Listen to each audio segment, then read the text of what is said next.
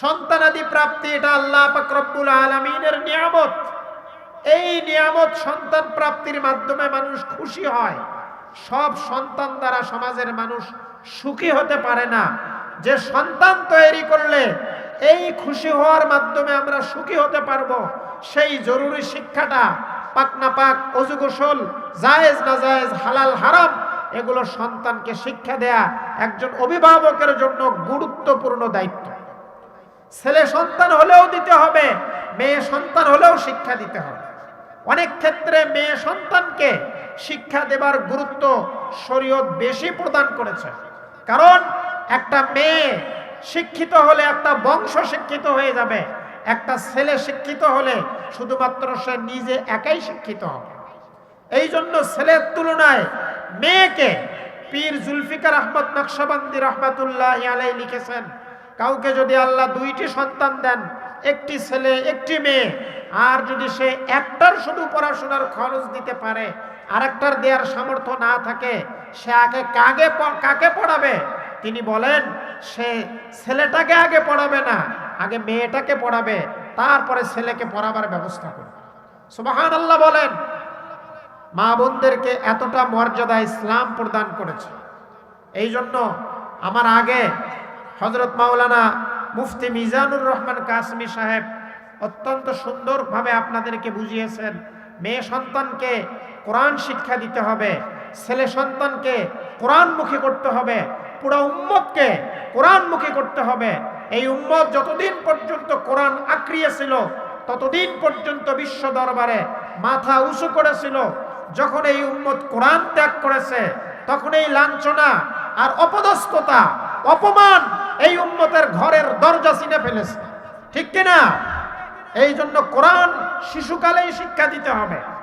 সকালবেলা যদি বিরিয়ানি খায়, আলু বুখরা, বিভিন্ন ধরনের উন্নত মশলা দিয়ে তৈরি করা, বিকালবেলা পর্যন্ত ভেতর থেকে ঢেকুর ওঠে, এই গন্ধ বের হয় কিনা অনুভব করা যায়। শিশুকালেই যে সন্তানের সিনার ভিতরে কোরআন ঢুকিয়ে দেয়া হবে, কোরআনের সহি তেলাওয়াত শিখবে, জরুরি মাসলা মাসাইল শিখবে, এই বাচ্চা বড় হয়ে স্কুল কলেজ ভার্সিটির যে কোনো অঙ্গনে যাক না কেন, এই সন্তানটা নাস্তিক হবে না, খোদাদ্রোহী হবে না, মা বাবার সাথে অসৎ আচরণকারী হবে না। ঠিক কিনা? এই জন্য আজকের এই মাহফিল অনেক পয়সা খরচ করে এর আয়োজন করা হয়েছে। আমরা এই শিক্ষাটা অন্তত নিতে পারি। আমাদেরকে আল্লাহ যে যোগ্যতা দিয়েছেন, এই যোগ্যতাটা আমরা কিসের জন্য ব্যয় করব? একটু বলি, আল্লাহর দ্বীনের কল্যাণের জন্য ব্যয় করব। আর আল্লাহ প্রদত্ত সন্তানাদি যেগুলো আল্লাহ দয়া করে আমাদেরকে দান করেছেন, সেগুলোকে আমরা স্কুলে পড়াই, ভার্সিটিতে পড়াই, ডাক্তার, ইঞ্জিনিয়ার, বিজ্ঞানী, যা কিছু বানাই না কেন, কোনো বাধা নাই। কিন্তু প্রাথমিক কোরআনুল কারীমের বিশুদ্ধ তেলাওয়াতটা তো আমরা শিক্ষা দেব ইনশাআল্লাহ। রাজি আছি আমরা ইনশাআল্লাহ। আসসালামু আলাইকুম ওয়া রাহমাতুল্লাহি ওয়া বারাকাতুহু। আলহামদুলিল্লাহি কাফা ওয়া সালামুন আলা ইবাদিহিল্লাযীনা ইসতাফা। أما بعد فأعوذ بالله من الشيطان الرجيم. بسم الله الرحمن الرحيم. هو الذي أرسل رسوله بالهدى ودين الحق ليظهره على الدين كله ولو كره المشركون. وقال تعالى: انفروا خفافا وثقالا وجاهدوا بأموالكم وأنفسكم في سبيل الله ذلكم خير لكم إن كنتم تعلمون. وعن أبي هريرة رضي الله تعالى عنه قال: قال رسول الله صلى الله عليه وسلم: مثل المجاهد في سبيل الله كمثل الصائم القائم القانت بآيات الله لا يفطر بصيام ولا صلاة حتى يرجع المجاهد في سبيل الله. سبحانك لا علم لنا إلا ما علمتنا إنك أنت العليم الحكيم سبحانك لا فهم لنا إلا ما فهمت لنا إنك أنت العليم الحكيم اللهم صل على محمد وعلى آل محمد كما صليت على إبراهيم وعلى آل إبراهيم إنك حميد مجيد اللهم بارك على محمد وعلى آل محمد كما باركت على إبراهيم وعلى آل إبراهيم إنك حميد مجيد মিরপুর হযরত হালিমাতুস সাদিয়া রাদিয়াল্লাহু তাআলা আনহা মহিলা কওমি মাদ্রাসার উদ্যোগে চতুর্থ বার্ষিক ওয়াজ মাহফিল। উক্ত অধ্যকারী মাহফিলের সম্মানীয় শ্রদ্ধেয় সভাপতি জাতির শ্রেষ্ঠ সন্তান আলহাজ হাফেজ রিজাউল করিম সাহেব দামাত বারকাতুহুম মুহতামিম মাদারগঞ্জ জামিয়া রহমানিয়া হাফিজিয়া মাদ্রাসা পীরগঞ্জ রংপুর, বিশিষ্ট ইসলামী চিন্তাবিদ মুফাসসিরে কুরআন হযরত মাওলানা মুফতি মিজানুর রহমান কাসেমী সাহেব ব্রাহ্মণবাড়িয়া, হযরত মাওলানা রফিকুল ইসলাম সিদ্দিকী সাহেব মুহতামিম পীরপল ফাজিল উদ্দিন কওমি মাদ্রাসা ও ধর্মীয় আলোচক চ্যানেল 24 ঢাকা, প্রধান অতিথি জনাব মোহাম্মদ আমিরুল ইসলাম প্রতিষ্ঠাতা ও ব্যবস্থাপনা পরিচালক রেইনবো ক্লিনিক রংপুর সহ আজকের আমন্ত্রিত ওলামা ইকরাম, সুধীজন, আমার সামনে উপবিষ্ট দিনদার পরহেজগার পবিত্র আত্মা মুসলমান ভাই সকল, পর্দানিশীন আমার মা ও বোনেরা, মহান আল্লাহ পাক রব্বুল আলামিনের দরবারে লাখো কোটি শুকর সুজুদ, যিনি আমাদেরকে অত্যন্ত মেহেরবানি করে করুণার আবরণে ঢেকে রাত্রে প্রায় 12টা, ঘড়ির কাঁটা 12টা সই সই অবস্থা, এত দীর্ঘ সময় পর্যন্ত কোরআনের মাহফিলে বসবার সৌভাগ্য দান করেছেন। এটা মহান আল্লাহ পাক রব্বুল আলামিনের বিশেষ অনুগ্রহ ছাড়া আর কিছু নয়। কি মনে করেন আপনারা? সমাজে আমরা দেখতে পাই কারো সাথে যদি কারো বাজা কোজা থাকে, মনের মিল না থাকে, সে লোক তার বাড়ির আশেপাশ দিয়ে হাঁটবে এটাও পছন্দ করে না। আল্লাহ পাক রব্বুল আলামিন আমাদেরকে ভালোবাসেন, এই জন্যই কোরআন এবং হাদিস থেকে কিছু কথা শুনবার জন্য গভীর রাত পর্যন্ত বসবার তৌফিক দিয়েছেন। এটা যে আল্লাহ ভালোবাসেন তার একটা বহির প্রকাশ। আলহামদুলিল্লাহ বলেন। অতি অল্প সময় 2-4টি জরুরি কথা বলে ইনশাআল্লাহ দোয়া করে দেব। আপনারা বিরক্ত হবেন না তো? আমি আল্লাহর পবিত্র কালাম কোরআনুল কারীমের থেকে 2খানা আয়াতে কারিমা তেলাওয়াত করেছি।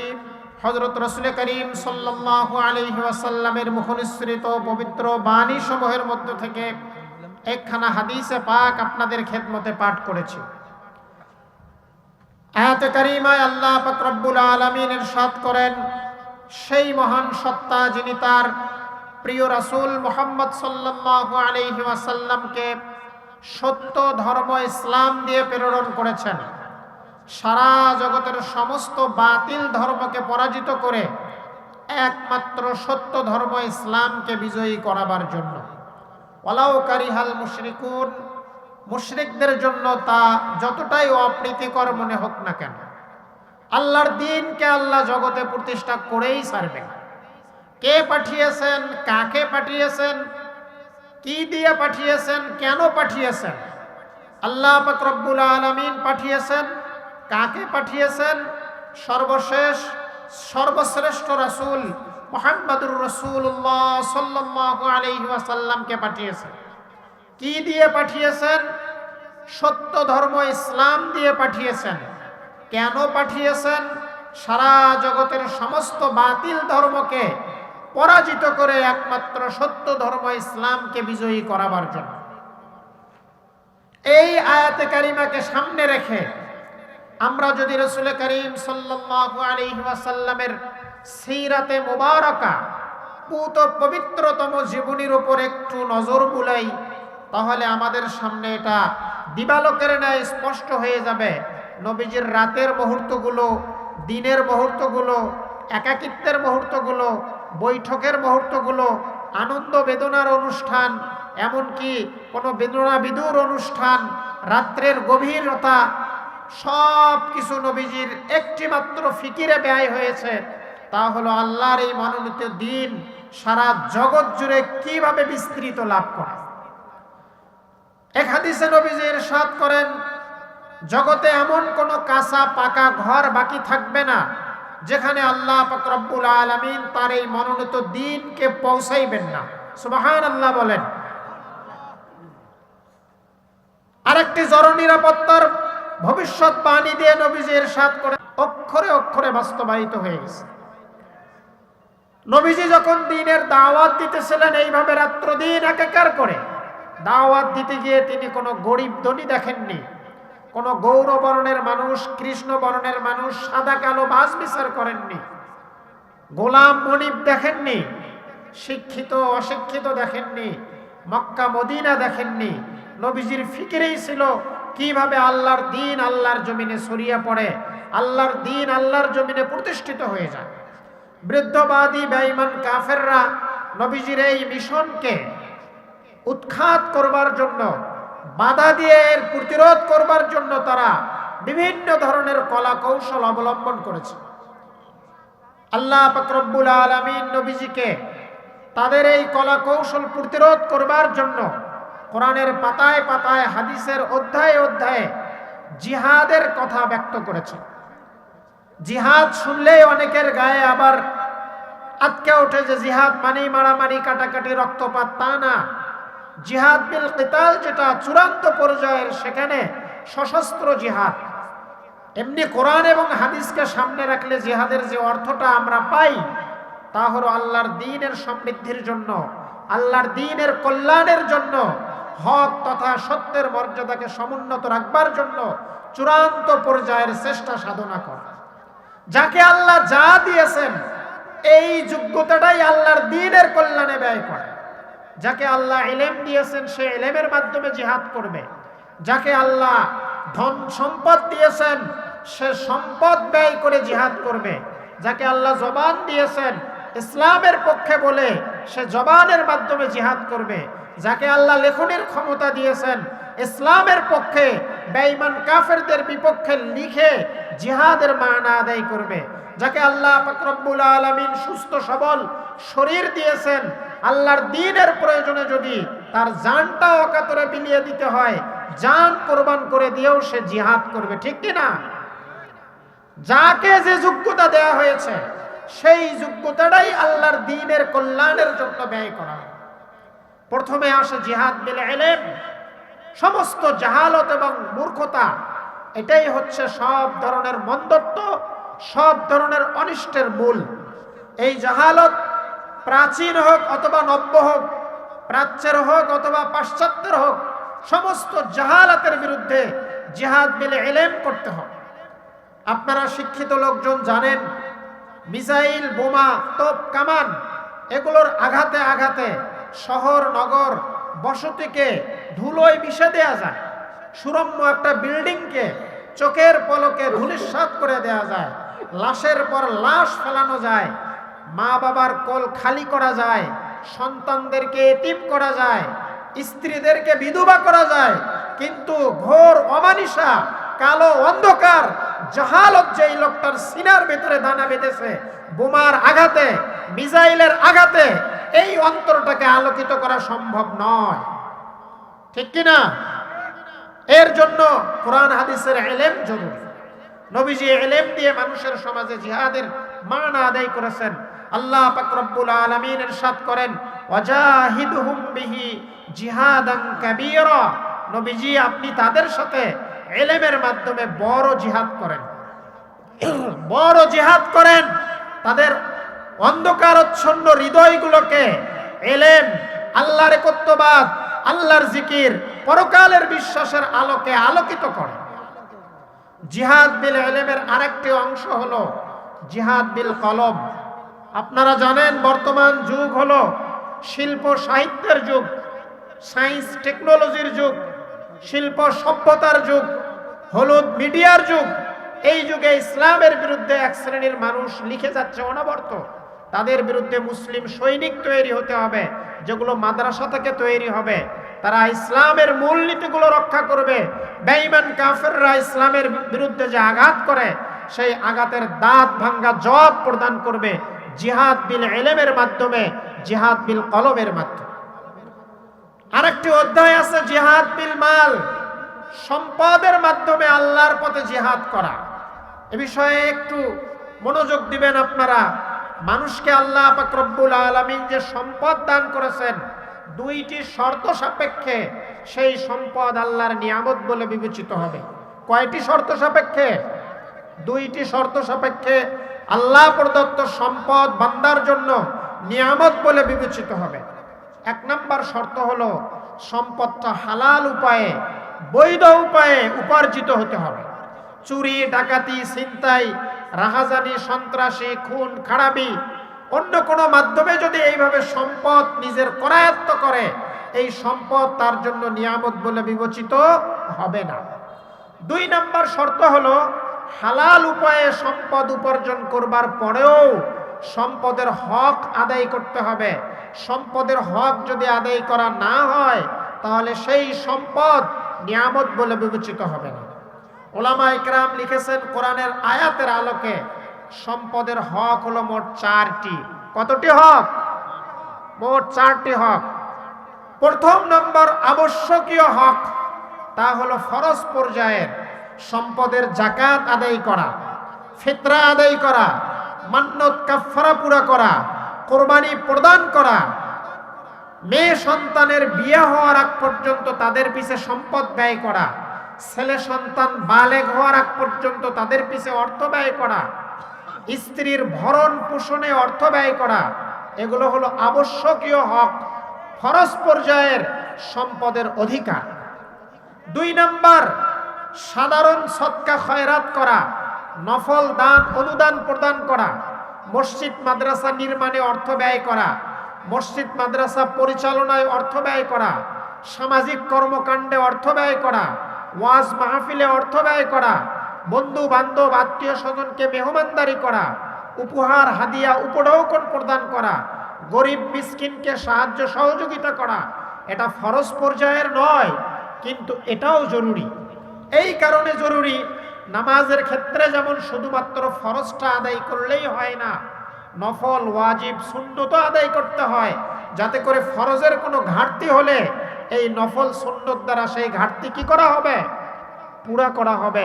ঠিক তেমনি ভাবে সম্পদের ফরজ যাকাতটা দিলেই সম্পদের হক আদায় হয় না, যতক্ষণ পর্যন্ত এই ধরনের খাতগুলোতে অর্থ ব্যয় করা না হবে।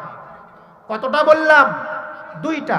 তিন নাম্বার, সাধ্য অনুযায়ী সম্পদ নিজের পিছে ব্যয় করা, নিজের পোশাকাদিতে, খাবার দাবারে, ভরণ পোষণে, বাড়ি ঘরে, সোয়ারিতে, বাহনে অর্থ ব্যয় করা। যাকে আল্লাহ স্বাচ্ছন্দ্যের জীবন দান করেছেন, জীবিকা দিয়েছেন, প্রশস্ততা দিয়েছেন, ধনাঢ্যতা দিয়েছেন, সে লেবাস পোশাকে, খাবার দাবারে উন্নত ব্যবস্থাপনা গ্রহণ করবে। এটাই আল্লাহ তার পক্ষ থেকে কামনা করেন। বলেন সুবহানাল্লাহ। যাকে আল্লাহ দারিদ্রতার জিন্দেগি দিয়েছেন, সে ধৈর্যের সাথে জীবন যাপন করবে, উপার্জনের চেষ্টা করবে, খবরদার হারাম পথে পা বাড়াবে না। এটা আল্লাহর পক্ষ থেকে তার জন্য পরীক্ষা। চতুর্থ নম্বর হলো সম্পদ কোন ক্রমেই গুনাহের কাজে, অপরাধের কাজে, অন্যায় কাজে সম্পদ ব্যয় করা যাবে না। এটা হলো সম্পদের হক। যদি সম্পদ আপনি হালাল ভাবে উপার্জন করেও এটাকে গুনাহের কাজে ব্যয় করেন, এই সম্পদের জন্য আদালতে আখেরাতে আল্লাহর দরবারে দাঁড়িয়ে কঠিন হিসাবের মুখোমুখি হতে হবে। আল্লাহ পাক রব্বুল আলামিন সম্পদকে অবৈধভাবে উপার্জন করা থেকে এবং সম্পদের অবৈধ ব্যবহার থেকে দয়া করে আমাদেরকে হেফাজত করেন। বলেন আল্লাহুম্মা আমিন। কি বলতেছিলাম? যাকে যে যোগ্যতা দেয়া হয়েছে, সেই যোগ্যতাটাই আল্লাহর দ্বীনের জন্য ব্যয় করা হবে। সেই যোগ্যতাটাই আল্লাহর দ্বীনের জন্য ব্যয় করা হবে। সন্তানাদি প্রাপ্তি এটা আল্লাহ পাক রব্বুল আলামিনের নিয়ামত। এই নিয়ামত সন্তান প্রাপ্তির মাধ্যমে মানুষ খুশি হয়। সব সন্তান দ্বারা সমাজের মানুষ সুখী হতে পারে না। যে সন্তান তৈরি করলে এই খুশি হওয়ার মাধ্যমে আমরা সুখী হতে পারবো, সেই জরুরি শিক্ষাটা পাক না পাক, ওযু গোসল, জায়েজ না জায়েজ, হালাল হারাম, এগুলো সন্তানকে শিক্ষা দেয়া একজন অভিভাবকের জন্য গুরুত্বপূর্ণ দায়িত্ব। ছেলে সন্তান হলেও দিতে হবে, মেয়ে সন্তান হলেও শিক্ষা দিতে হবে। অনেক ক্ষেত্রে মেয়ে সন্তানকে শিক্ষা দেবার গুরুত্ব শরীয়ত বেশি প্রদান করেছে। কারণ একটা মেয়ে শিক্ষিত হলে একটা বংশ শিক্ষিত হয়ে যাবে। একটা ছেলে শিক্ষিত হলে শুধুমাত্র সে নিজে একাই শিক্ষিত হবে। এই জন্য ছেলের তুলনায় মেয়েকে পীর জুলফিকার আহমদ নকশবন্দি রহমাতুল্লাহ আলাইহি লিখেছেন, কাউকে যদি আল্লাহ দুইটি সন্তান দেন, একটি ছেলে একটি মেয়ে, আর যদি সে একটার শুধু পড়াশোনার খরচ দিতে পারে, আরেকটার দেওয়ার সামর্থ্য না থাকে, সে আগে কাকে পড়াবে? তিনি বলেন সে ছেলেটাকে আগে পড়াবে না, আগে মেয়েটাকে পড়াবে, তারপরে ছেলেকে পড়াবার ব্যবস্থা করবে। সুবহানাল্লাহ বলেন। মা বোনদেরকে এতটা মর্যাদা ইসলাম প্রদান করেছে। এই জন্য আমার আগে হযরত মাওলানা মুফতি মিজানুর রহমান কাসমি সাহেব অত্যন্ত সুন্দরভাবে আপনাদেরকে বুঝিয়েছেন, মেয়ে সন্তানকে কোরআন শিক্ষা দিতে হবে, ছেলে সন্তানকে কোরআনমুখী করতে হবে, পুরো উম্মতকে কোরআনমুখী করতে হবে। এই উম্মত যতদিন পর্যন্ত কোরআন আঁকড়িয়ে ছিল, ততদিন পর্যন্ত বিশ্ব দরবারে মাথা উঁচু করেছিল। যখন এই উম্মত কোরআন ত্যাগ করেছে, তখন এই লাঞ্ছনা আর অপদস্থতা, অপমান এই উম্মতের ঘরের দরজা ছিনে ফেলেছে। ঠিক কিনা? এই জন্য কোরআন শিশুকালেই শিক্ষা দিতে হবে। সকালবেলা যদি বিরিয়ানি খায়, আলু বুখরা, বিভিন্ন ধরনের উন্নত মশলা দিয়ে তৈরি করা, বিকালবেলা পর্যন্ত ভেতর থেকে ঢেকুর ওঠে, এই গন্ধ বের হয় কিনা অনুভব করা যায়। শিশুকালেই যে সন্তানের সিনার ভিতরে কোরআন ঢুকিয়ে দেয়া হবে, কোরআনের সহিহ তেলাওয়াত শিখবে, জরুরি মাসলা মাসাইল শিখবে, এই বাচ্চা বড় হয়ে স্কুল কলেজ ভার্সিটির যে কোনো অঙ্গনে যাক না কেন, এই সন্তানটা নাস্তিক হবে না, খোদাদ্রোহী হবে না, মা বাবার সাথে অসৎ আচরণকারী হবে না। ঠিক কিনা? এই জন্য আজকের এই মাহফিল অনেক পয়সা খরচ করে এর আয়োজন করা হয়েছে। আমরা এই শিক্ষাটা অন্তত নিতে পারি। আমাদেরকে আল্লাহ যে যোগ্যতা দিয়েছেন, এই যোগ্যতাটা আমরা কিসের জন্য ব্যয় করব? একটু বলি, আল্লাহর দ্বীনের কল্যাণের জন্য ব্যয় করব। আর আল্লাহ প্রদত্ত সন্তানাদি যেগুলো আল্লাহ দয়া করে আমাদেরকে দান করেছেন, সেগুলোকে আমরা স্কুলে পড়াই, ভার্সিটিতে পড়াই, ডাক্তার, ইঞ্জিনিয়ার, বিজ্ঞানী যা কিছু বানাই না কেন, কোনো বাধা নাই। কিন্তু প্রাথমিক কোরআনুল কারীমের বিশুদ্ধ তেলাওয়াতটা তো আমরা শিক্ষা দেব ইনশাআল্লাহ। রাজি আছি আমরা? ইনশাআল্লাহ। আল্লাহ পাক রব্বুল আলামিন আমাকে সহ আপনাদের সকলকে আজকের মাহফিলের সন্ধ্যা থেকে নিয়ে এতক্ষণ পর্যন্ত যে সমস্ত কথাবার্তা আলোচনা হয়েছে, যেগুলো হক, সঠিক, বাস্তব, সেগুলোকে আল্লাহ পাক রব্বুল আলামিন দয়া করে আমাদেরকে স্মরণ রেখে আমলের মাধ্যমে রূপান্তর করবার তৌফিক দান করেন। সকলে বলি আল্লাহুম্মা আমিন। যেগুলো কথা মানুষ হিসাবে ত্রুটি বিচ্যুতি হয়ে গেছে, আল্লাহ পাক রব্বুল আলামিন সেগুলো আমাদের অন্তর থেকে, আপনাদের অন্তর থেকে মুছে ফেলে দেন। বলি আল্লাহুম্মা আমিন। এখন দোয়া করা হবে। দোয়ার আগে আমরা দরুদ শরীফ পড়ি। আল্লাহুম্মা সাল্লি আলা মুহাম্মদ ওয়া আলা আলি মুহাম্মদ কামা সাল্লাইতা আলা ইব্রাহিম ওয়া আলা আলি ইব্রাহিম ইন্নাকা হামিদুম মাজিদ।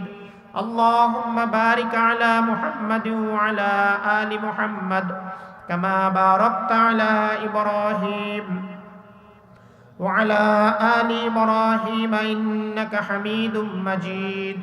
আলহামদুলিল্লাহি রাব্বিল আলামিন ওয়াল আকিবাতু লিল মুত্তাকিন ওয়াস সালাতু ওয়াস সালামু আলা সাইয়্যিদিল আমবিয়াই ওয়াল মুরসালিন ওয়া আলা আলিহি ওয়া সাহবিহি আত-তাইয়্যিবিন আত-তাহিরিন। আল্লাহুম্মা লাকাল হামদু কামা ইয়ানবাগি লিজালালি ওয়াজহিক ওয়া আযীমি সুলতানিক।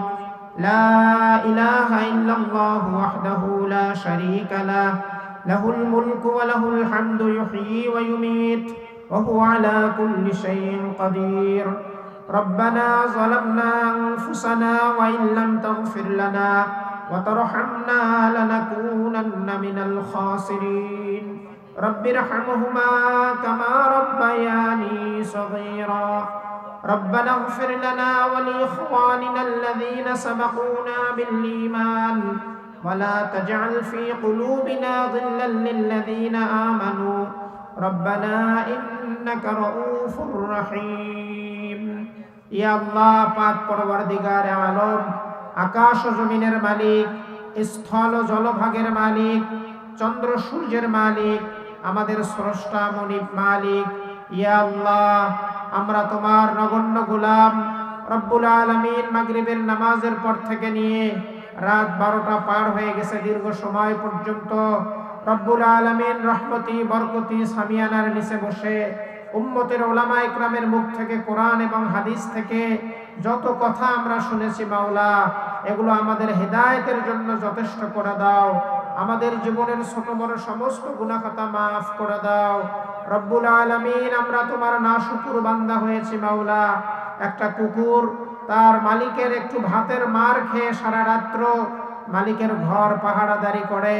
আমাদেরকে তুমি অসংখ্য নিয়ামত দান করেছো, সুস্থতা দান করেছো, সন্তানাদি দান করেছো, স্ত্রী দান করেছো, মেধা যোগ্যতা দান করেছো, ধন সম্পদ বাড়িঘর দান করেছো। ইয়া আল্লাহ, আমরা তোমার নাফরমানিতে ব্যস্ত হয়ে পড়েছি।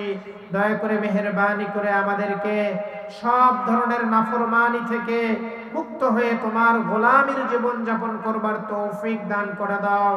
মা বোনরা পর্দার আড়াল থেকে হাত উত্তোলন করেছেন, তাদের মনের নেক আশা ভরসা গুলোকে পূর্ণ করে দাও রব্বুল আলামিন। যে মাদ্রাসার উদ্দেশ্যে আজকের এই মাহফিল, দয়া করে মেহেরবানি করে মাদ্রাসাখানাকে কিয়ামত পর্যন্তর জন্য কবুল মঞ্জুর ফরমাও রব্বুল আলামিন। সারা দুনিয়ার সমস্ত মুসলিম শাসকদেরকে হেদায়েত নসিব ফরমাও। হেদায়েত প্রাপ্তদেরকে আমাদের হিদায়াত প্রাপ্তদেরকে ইয়া আল্লাহ আমাদের শাসক হিসেবে কবুল মঞ্জুর ফরমাও। হবিবর নামক এক ব্যক্তির আত্মীয় ইন্তেকাল করে গেছেন। ইয়া আল্লাহ, দয়া করে মেহেরবানি করে তাকে তুমি জান্নাতুল ফিরদাউসের মেহমান হিসেবে কবুল মঞ্জুর ফরমাও। আজকের এই মাহফিলকে যারা ইয়া আল্লাহ পদচারণা ঘটিয়ে যে সমস্ত উলামা ইকরাম কষ্ট করে দূর দূরান্ত থেকে আগমন করে আমাদেরকে বয়ান শুনিয়েছেন, দয়া করে আমাদের সকলের নাজাতের আর মুক্তির ওসিলা হিসেবে কবুল মঞ্জুর ফরমাও।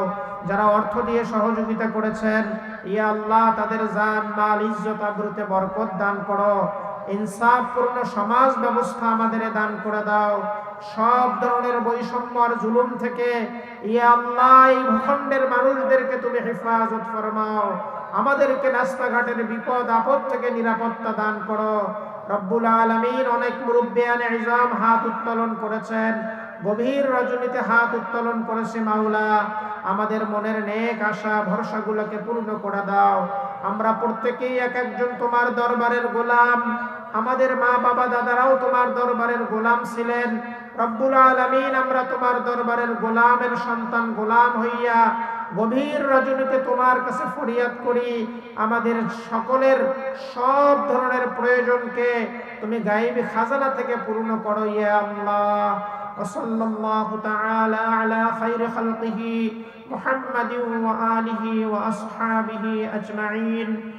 আমিন ওয়ারহামনা মাআহুম বিরহমাতিকা ইয়া আরহামার রাহিমিন। আসসালামু আলাইকুম ওয়া রাহমাতুল্লাহি ওয়া বারাকাতুহু।